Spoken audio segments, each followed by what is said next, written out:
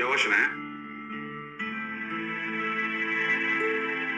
हाँ, वो कल रात को जो हुआ इसलिए। It's okay. मुझे ऑफिस जाना है, इसलिए बार बार एक ही बात करना बंद कीजिए प्लीज।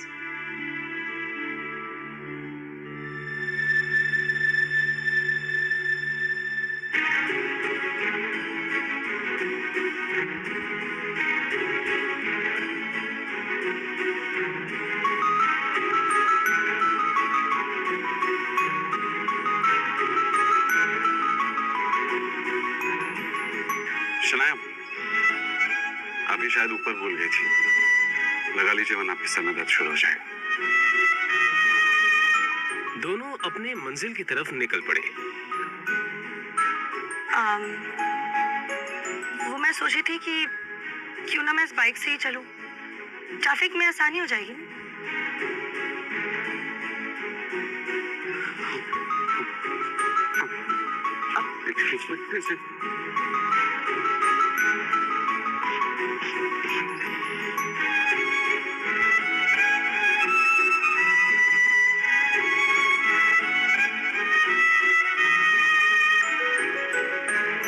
बाइक पर बैठकर शनाया ने आहान के कंधे पर हाथ रखा तो आहान को एक अलग ही एहसास हुआ।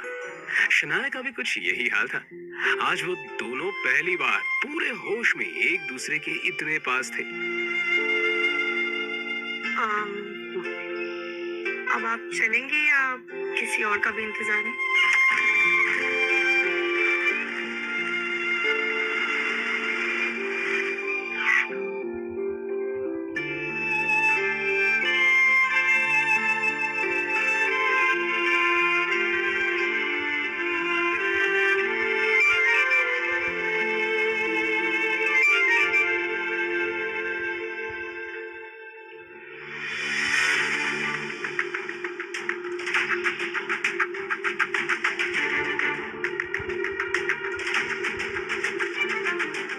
शनाया के पापा के एक्सीडेंट की खबर सुनकर आहान की भी वही हालत खराब हो गई, क्योंकि एक वही तो थे उनकी जिंदगी में जिन्होंने आहान पर हमेशा विश्वास किया था। शनाया बेटा, तुम्हारे पापा आईसीयू में रखा है। आप चिंता मत कीजिए, सब ठीक हो जाएगा। जाके पता करके आते हैं, चलिए। क्या बात है डॉक्टर, कैसी हालत है उनकी? जब उन्हें यहाँ लाया गया तो उनकी हालत बहुत खराब थी और अब उनकी हालत स्थिर है। फिर भी हम उन्हें निगरानी में रखे हुए हैं। फिलहाल उम्मीद है कि उनकी हालत में सुधार हो, पर कुछ और होने की आशंका से हम इनकार भी नहीं कर सकते।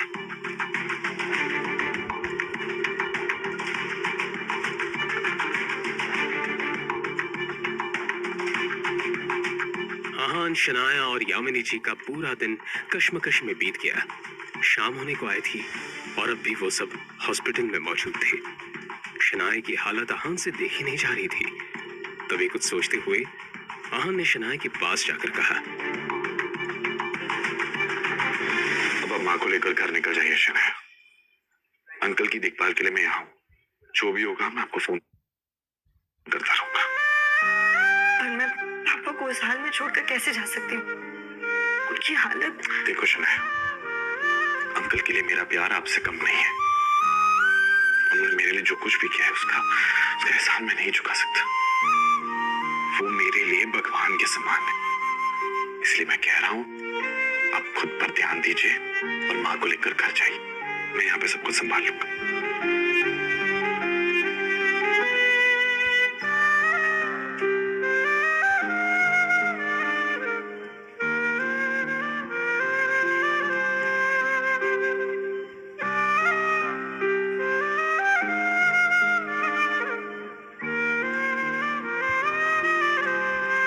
कुछ ही देर में शनाया अपने कमरे पर और यामिनी जी अपने घर पर थी। उधर आहान अभी हॉस्पिटल में एक जगह बैठा हुआ था जब डॉक्टर ने उसके पास आकर कहा, देखिए, मिस्टर शेखर की हालत अचानक ही बहुत ज्यादा बिगड़ती जा रही है। जल्दी उनको ऑपरेशन करना होगा। डॉक्टर, आपने तो कहा था उनकी हालत स्थिर है, फिर अचानक क्या हो गया? इस बारे में हम कुछ भी ठीक से नहीं कह सकते, मगर उनका ऑपरेशन जल्दी नहीं किया गया तो उनकी जान को खतरा है। तो फिर डॉक्टर, आपको किस बात का इंतजार है? आप ऑपरेशन शुरू कीजिए। ओके फाइन, मगर कुछ डॉक्यूमेंट्स है जो आपको भरने पड़ेंगे और साथ ही जाकर बिल काउंटर पर आप जाकर 15 लाख जमा करा दीजिए। मैं ऑपरेशन की जाकर तैयारी करता हूँ। ओके। 15 लाख की बात सुनते ही आहान टेंशन में नजर आने लगा। उसने शनाया को कॉल करने के लिए फोन निकाला ही था कि तभी उसके सामने विक्रम खड़ा दिखाई दिया, जो आहान की तरफ देखकर मुस्कुरा रहा था। उसे देखते ही आहान के दिमाग में ढेर सारे डाउट्स आ गए और वो विक्रम के पास जाकर बोला, आप यहाँ पे क्या कर रहे हैं? वैसे शनाया पैसे का इंतजाम आसानी से कर लेगी, लेकिन आपने ये सोचा है यंग मास्टर कि ये सब अपने आप कैसे हो गया? यह एक्सीडेंट तुम्हारे पापा के कहने पर ही करवाया गया है। हिम्मत कैसे हुई ये करवाने की? आदित्य रायजादा की हिम्मत इतनी ज्यादा है कि उनके एक इशारे पर शेयर मार्केट हिल सकता है। ये तो एक मामूली सा एक्सीडेंट है। ये आपने सही नहीं किया और इसकी कीमत आपको चुकानी ही होगी। बस 15 लाख की तो कीमत है और मैं वो पूरी देने के लिए तैयार हूँ। रायजादा ग्रुप को अपना लो। वैसे भी इस कंपनी के सामने 15 लाख ऊंट के मुंह में जीरे समान है। ये पैसे तो तुम्हें देने ही होंगे, लेकिन अंकल के एक्सीडेंट का हिसाब मैं बाद में लूंगा, लेकिन तुम्हारी बात कभी नहीं मानूंगा। वैसे भी अगर मैं तुम्हें पैसे ना दूं तो तुम्हारा काम रुकेगा नहीं। शनाया है तुम्हारे पास, क्यों? लेकिन सोचो, अगर शनाया को यह पता चल जाए कि रायजादा खानदान के साथ ताल्लुक होना ही इस एक्सीडेंट की वजह है, तो क्या वो तुम्हें माफ करेगी? हाँ? तुम्हारा ये जो रिश्ता है धीरे धीरे सही हो रहा है, वो पूरी तरह खत्म हो जाएगा।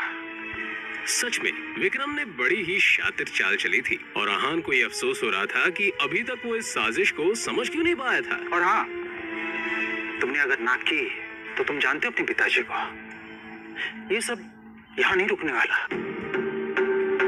शनाया भी है ना। हम ऐसा कुछ नहीं करेंगे जिससे शनाया या उसकी फैमिली और मुसीबत में है। मैं आपकी बात मानने को तैयार हूं,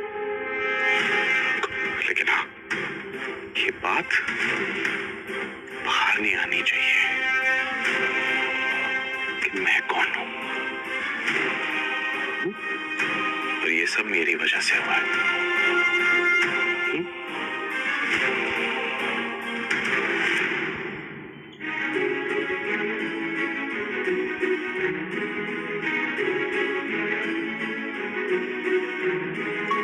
आहान ने शनाया को उसके पापा की हालत के बारे में बताया और फिर जरूरी फॉर्मेलिटीज पूरी करने के बाद उनका ऑपरेशन शुरू हो गया।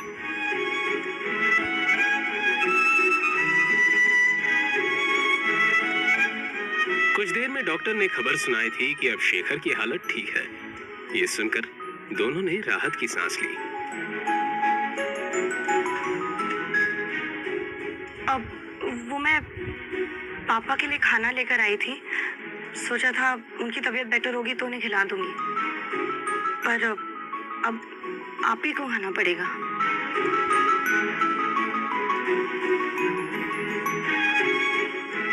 अब भिंडी की सब्जी है। आहान को सच में भूख लगी थी। उसने टिफिन खोला तो अंदर भिंडी की सब्जी रखी हुई थी जो आहान को बहुत पसंद थी। तभी उसे शनाया की बात याद आई कि उसने खाना पापा के लिए बनाया था, मगर उसके पापा शेखर को तो भिंडी से सख्त नफरत थी। मतलब साफ था कि शनाया ने ये खाना आहान के लिए बनाया था। पापा, मैंने क्या?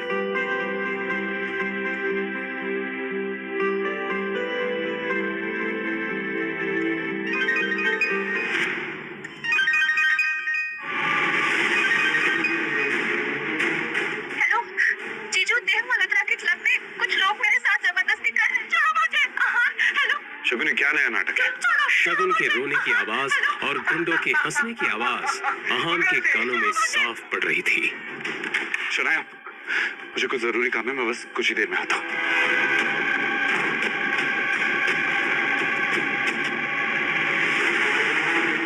जैसे ही आहान देव मल्होत्रा के क्लब में पहुंचा तो वहां कोई भी नहीं था। पूरा क्लब खाली था। उसे किसी साजिश की बू आ रही थी। धड़कते दिल से अहान थोड़ा और अंदर बढ़ा कि तभी पीछे से किसी ने हाथ में रुमाल लेकर उसके नाक को तेजी से दबा दिया।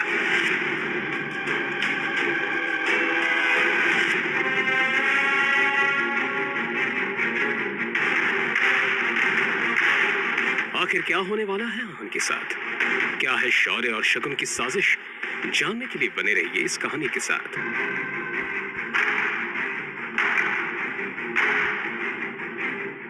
अचानक हुए हमले से अहान खुद को संभाल नहीं पाया। अपनी नाक पर पड़े बंधन से अहान ने निकलने की पूरी कोशिश की थी, मगर अंत में उसका शरीर ढीला होता गया और अहान बेहोश होकर जमीन पर गिर पड़ा। जाहिर था अहान को रुमाल में लगे क्लोरोफॉर्म की मदद से बेहोश किया गया था, और फिर जैसे ही वो बेहोश हुआ, उसके सामने दो चेहरे आकर खड़े हो गए। उनका नाम शौर्य और शगुन था।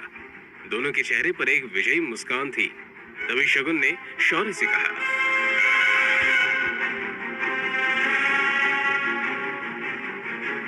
इसके बाद क्या हुआ कुछ पता नहीं चला। अगली सुबह जब अहान की आंख खुली तो उसे अपने कमरे में पाया। मैं यहाँ कैसे आया? रात के बारे में याद आते ही अहान चौंक पड़ा। क्या हुआ है मेरे साथ?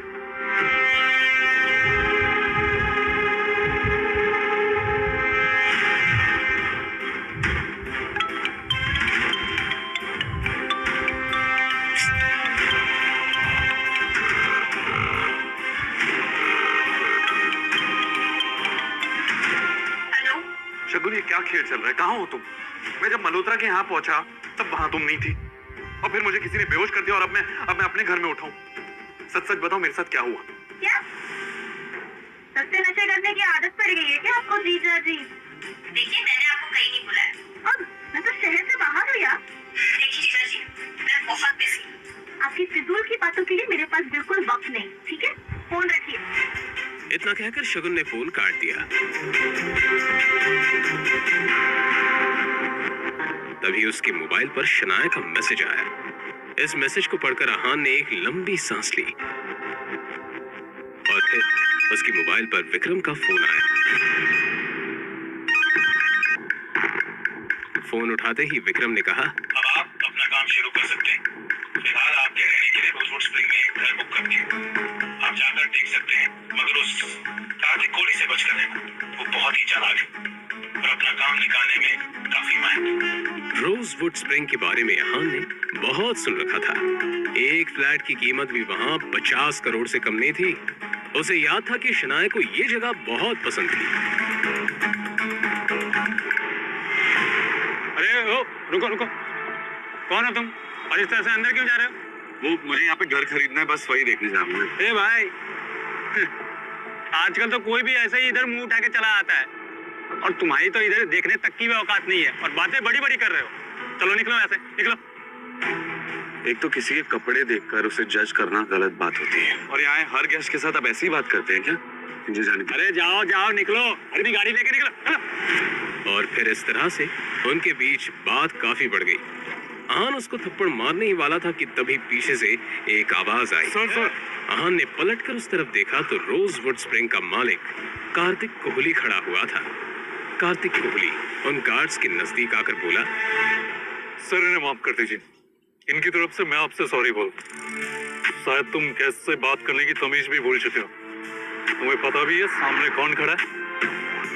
Sorry sir. निकलो, आउट। इतना कहकर कार्तिक कोहली अहान को अंदर ले गया। इन्हें मैं कौन हूँ ये बताने की कोई जरूरत नहीं है। बस इन्हें ये पता होना चाहिए कि अगर कोई गरीब भी यहाँ पे आ जाए ना, तो उसके साथ भी सलीके से पेश आना चाहिए। जी जरूर। अब वैसे मुझे पता था आप यहाँ आने वाले हैं, बस इन्हें बताना भूल गया। वैसे मैंने आपके लिए लंच का इंतजाम किया, चलिए जरा हमें भी मौका दीजिए। आपका ये रोजवुड स्प्रिंग्स काफी पॉपुलर हो रहा है, पर मुझे लगता है अगर इस पहाड़ी इलाके में इसका एक्सपेंशन हो पाए ना, तो ये जगह देश भर में मशहूर हो जाएगी और बड़े बड़े लोग आकर खरीदारी करना पसंद करेंगे। आप सही कह रहे हैं मिस्टर रायजादा, मगर क्या है कि इसके लिए बहुत सारे पैसों की जरूरत हो, जो फिलहाल तो मेरे पास नहीं है। अगर आप चाहें तो इस प्रोजेक्ट में मैं इन्वेस्ट कर सकता हूँ। ये तो मेरे लिए बड़े नसीब की बात होगी। मुझे आपका ये फैसला मंजूर है। और फिर इस तरह से यहाँ एक डील फाइनल हो गई। कार्तिक कोहली बहुत ही खुश था। तो ठीक है, मैं चलता हूँ। अरे मिस्टर रायजादा, बाहर धूप बहुत है, आप मेरी गाड़ी लेकर जाइए प्लीज।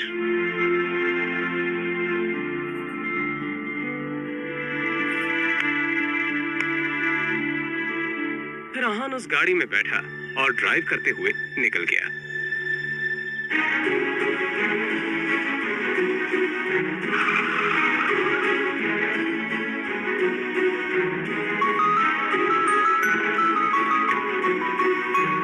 इधर आहान अब शनाए के ऑफिस के बाहर पहुंच चुका था।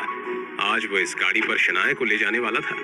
बाहर निकलते ही शनाए हैरानी से आहान को देखकर बोली, ये इतनी महंगी गाड़ी रेंट करने की क्या जरूरत थी? अरे आप टेंशन मत लीजिए, इसे मेरे एक दोस्त ने ऑफर किया। आप चलिए चलते।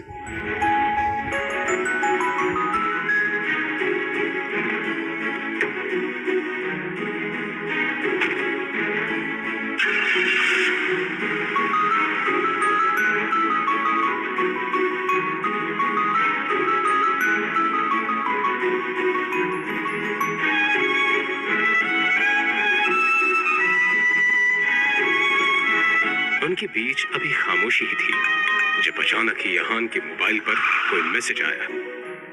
आहान ने एक हाथ उठाकर देखा तो शौर्य का मैसेज था। उस मैसेज को खोलते ही आहान का हाथ लड़खड़ा गया। क्या हुआ? हाँ?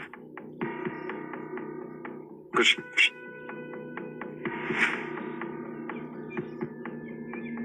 शनाए ने घूरते हुए एक नजर आहान की तरफ देखा तो उसे कुछ अजीब लगा। अगर आपको कोई प्रॉब्लम है तो आप मुझे बता सकते हैं। शौर्य ने जो मैसेज भेजा था उसमें आहान के कई सारे फोटोज थे जिसमें आहान किसी लड़की के साथ बिना कपड़ों के नजर आ रहा था। दोनों उस तस्वीर में काफी ज्यादा इंटीमेट थे। तभी आहान को एक और मैसेज आया जिसमें लिखा हुआ था, तुम्हारी ये सारी तस्वीरें अब शनाया को मिलने वाली हैं, जल्दी घर पहुंच जाओ। ये मैसेज पढ़ते ही आहान की हालत खराब हो चुकी थी।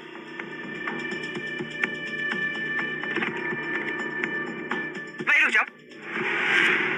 अब इस घर में कदम रखने की हिम्मत भी मत करना। आज तक तुम सिर्फ एक धब्बा थे, आज कलंक बन चुके हो।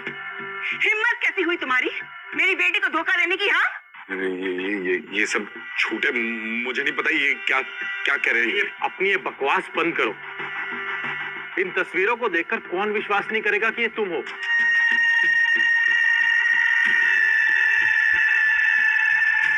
कहते हुए शौर्य ने मोबाइल शनाया के हाथों में दे दिया। शनाया हैरानी से सभी फोटो देखे जा रही थी। उसकी आंखों में आंसू आ चुके थे।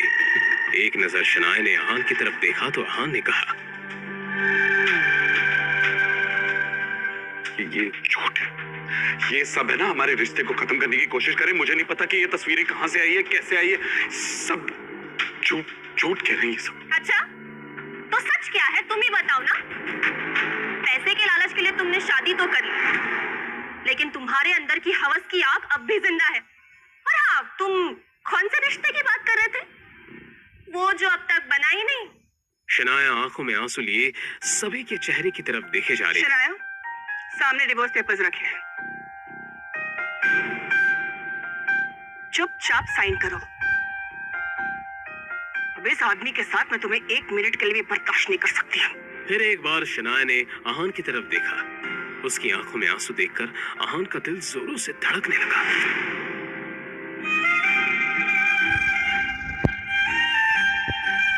शनाया भारी कदम से उस टेबल की तरफ बढ़ रही थी जहां पर डिवोर्स पेपर रखा हुआ था। ये देखकर आहान का दिल जोरों से धड़कने लगा।